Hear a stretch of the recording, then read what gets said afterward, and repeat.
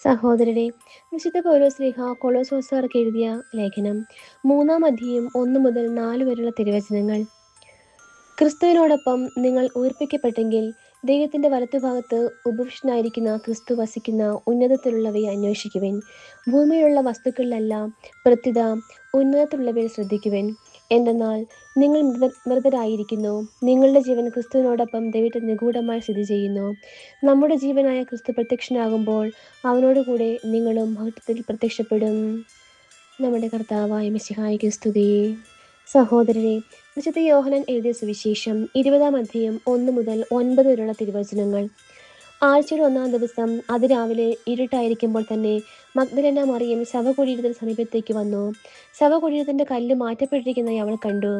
അവൾ ഉടനെ ഓടി ശിമയോൻ പത്രോസിന്റെയും യേശു സ്നേഹിച്ചിരുന്ന മറ്റു ശിഷ്യന്റെയും അടുത്തെത്തി പറഞ്ഞു, കർത്താവിനെ അവർ കല്ലറിൽ നിന്ന് മാറ്റിയിരിക്കുന്നു, എന്നാൽ അവനെ അവർ എവിടെ വെച്ചുവെന്ന് ഞങ്ങൾക്ക് അറിഞ്ഞുകൂടാ.